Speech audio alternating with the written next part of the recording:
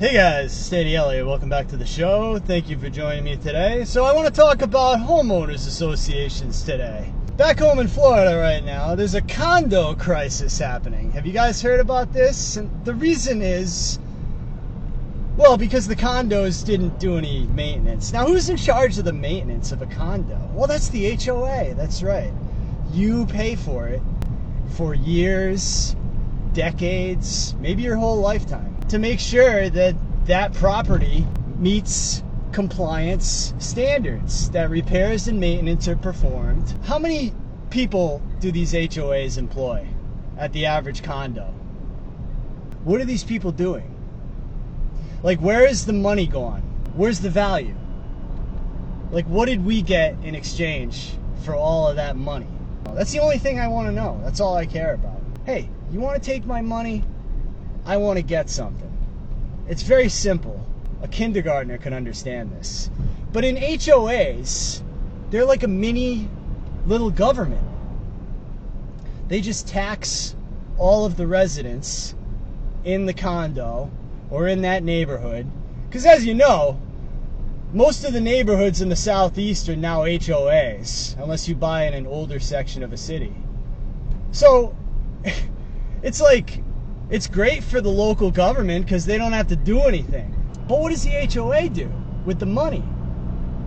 Like, go look at some of these condos. I mean, there's public housing in the United States that's in better operating condition than a lot of these condos. So again, the question goes back to the management. It goes back to the homeowners association. Where are the repairs? Where is the preventative maintenance in exchange for all of these HOA dues? Just think about some place you've been living for 30 years and they haven't replaced the roof once. I mean, where's the money going, guys? You know, that's what we need to start asking about from these HOAs. Now that they actually have to repair things that are broken, now they have no money. Yeah, I was just thinking about this because the HOAs are just like a mini government. Yeah, the government in Washington is the most incompetent entity that's ever been created on the planet Earth. You know, all we ever hear is that we need more money. If we just had more money, we would be able to fix this or that or the other thing. That's all we ever hear. It's never like we need better leadership. It's never we need to get a new manager in here, right? It just keeps on getting bigger and more bloated. Like, what the hell does an HOA do with all of these dues that they can't afford preventative maintenance? They can't afford to fix the roof. They can't afford to prepare the structure for hurricane season, whatever the thing may be. You know, if it's in a northern location, you probably have to protect against snow, right? Like, you don't want to end up like the Hartford Civic Center in a snowstorm, right? You need to have repairs and maintenance. But what is the HOA doing with all this money? Because the owners have been paying the HOA for decades and they're not fixing the building. So HOAs are really just a scam and a money grab. They're taking this money, they're having their little board meetings, they go out to luxury dining experiences, right?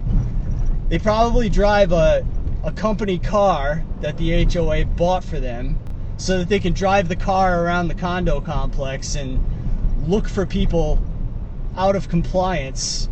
What are these people doing with all this HOA cash? They're just keeping everything the same way it is, hoping that it can hold itself together, just like the United States. It's like, we don't fix anything here.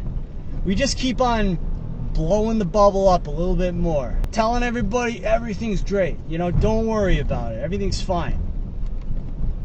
You know, the salaries are going to go up. You'll be able to afford a house again soon. It's all bullshit. And you're not going to be able to afford a house because all the houses are in HOAs now, and the HOA is just robbing people and getting away with it.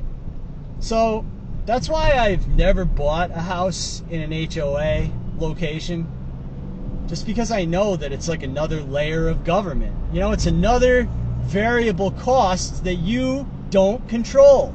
You need to be able to control your costs in real estate. to the extent that it's possible. That's why if you're analyzing any potential house that you're going to buy, you got to ballpark, what do you think those insurance rates are going to do? What do you think is going to happen at the city council or the commission meeting as far as property tax, as far as, special tax districts, fire assessments? What do we think the government's going to do to try to ruin our lives just a little bit more over the next 10, 15, 20 years, like however long you plan to own that piece of real estate? You got to try to figure this out, because if you're buying something that's basically marginally cash flowing or cash flow negative, you're in the wrong lane right now. Like, you got to wake the hell up, because everything's going up. The costs of all of these HOAs, all of the property taxes, insurance, all these stupid assessments that the city is inventing to try to grab more cash, right? Maybe you're in California, you're in LA County, now you got to register all of your rental units with the government in LA, another money grab. It's all just little things, and they're just taking the money and you don't get anything in return, just like the insurance. You don't get anything. You just have to do it because you have a mortgage on the property. That's the only reason you get insurance. But, I just wanted to talk about these HOAs, because I keep hearing people on podcasts saying there's some upward pressure, because of what happened at Surfside. And come on. Every HOA in the entire country is just taking the money, and they're not reinvesting it back into the neighborhood. They're not doing anything at the condo. They're just taking the money and they're blowing it on dinners and meetings and company cars, whatever the hell they do with the money. But the money's not going back into the asset, and that's the bottom line. So anytime you can avoid an HOA, it's a good move. If you're buying a house out here right now, if you're one of the under 4 million people a year that's actually going to close on a deal in the U.S. housing market in 2025. But I wanted you guys to think about that, because I think these expenses are going to continue to go up. Like, I think housing inflation, I hate when they talk about that. Why do we track inflation of everything except where we live and what we eat? Like, you can, as long as you have something to eat and a place to live, you could survive without anything else. But the only inflation we track is everything else. And food and shelter don't matter. And, that's how insane and delusional people in the United States are. But I wanted you guys to think about that. Stay away from the HOAs. Stay away from this condo meltdown happening in Florida right now. Don't buy a condo. Saw a deal come to my email in Panama City Beach. Nice condo, $750,000. Didn't tell me how much the HOA costs, though. Didn't tell me how much I'm gonna pay.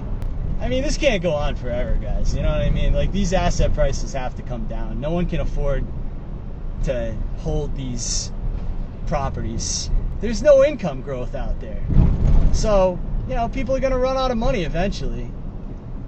That's why I see this thing as like a slow burn, what's happening in the USA right now. It's just like, we're gonna run through the rest of the money, whatever we got left, and then, it's just gonna be hard times. And then we die. So, I don't want you guys to run into hard times. I want you guys to have a good time. So, just watch out for these deals that have an HOA involved, because that these people are a bunch of incompetent morons running these things, and you just don't want to have to put up with it. And if you can stay away from them, more power to you. But you're probably going to have a better investment over the long term, and that's what I'm all about. As you guys know, I invest in real estate for the long term. I don't speculate in real estate. I don't listen to these other investors who say you should buy things that are cash flow negative, because real estate always goes up and they could tell you stories from boomer blowhards who all bought a house for $5 and now it's worth $500,000, and therefore it's proof that real estate always goes up. Well, guess what? Real estate doesn't always go up. And I went through 2007, 2008.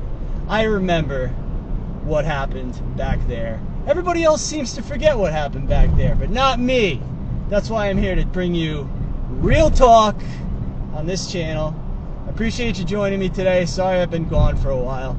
Thanks again for watching, guys. I'll see you in the next one. I'm Danny Elliott.